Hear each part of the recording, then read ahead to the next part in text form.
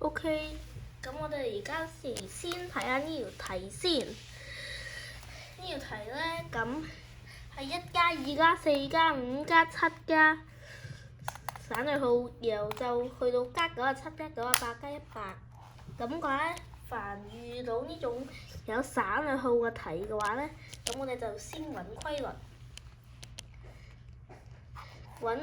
住咧，就發現咧，就係冇咗嗰啲3嘅倍數嘅。咁嘅話咧，就可以知道咧，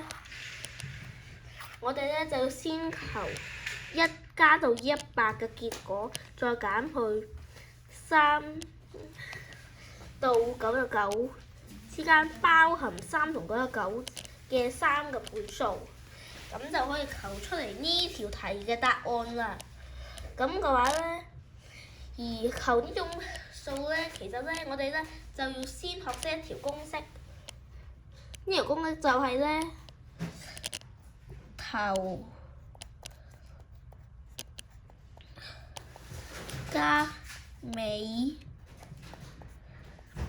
乘以項數，最後咧我哋咧再除以2嘅，咁嘅話就可以求出嚟呢答案。而頭咧即係第一個數，尾咧即係最後一個數，項數即係有幾多數，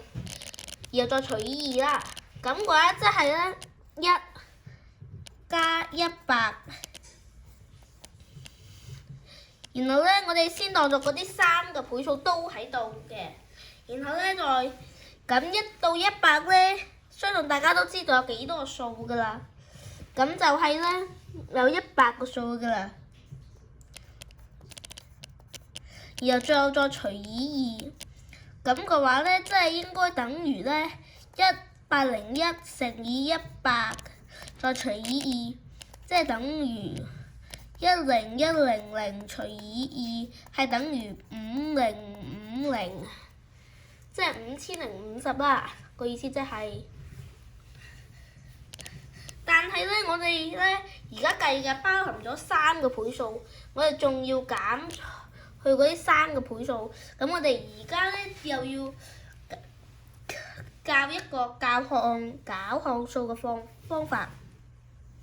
咁話今次咧就係尾減頭，然後今次咧就係除以咧嗰個數列嘅差㗎啦。如果啲差咧要點計咧，就係睇下咧嗰啲每一個數之間嘅差。咁我哋今次嘅差咧就係3，因為我哋要減去99、96，咁嗰個差係3，所以我哋就要減去嗰啲3，然後咧減完呢之後再加一個1就得㗎啦。咁嘅話咧，即係今次我哋嘅尾咧就係99，再減去嗰個頭係3，然後再除以3，再加上1，咁嘅話就係等於96除以3加1，等於32加1等於33嘅。咁嘅話，我哋咧最後咧再計一次。3加99乘以33再除以2，等於102加33，唔係乘以33再除以2嘅，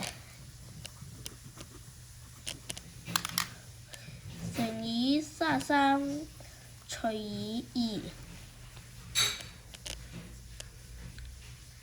咁我即係等於咧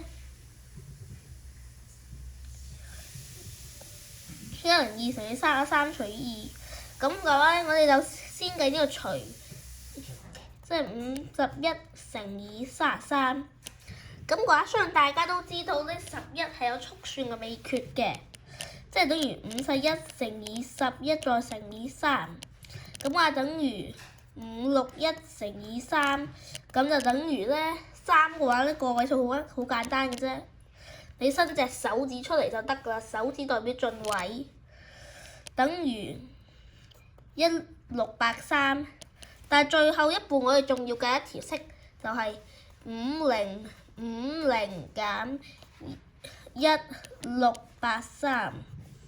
咁嘅話最後呢就係等於正在心算中。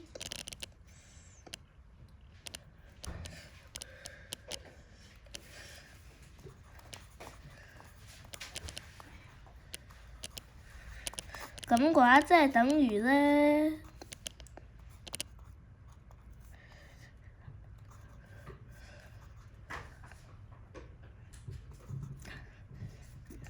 3367，所以呢就係等於3367啦。呢條題就係個答案。多謝收睇。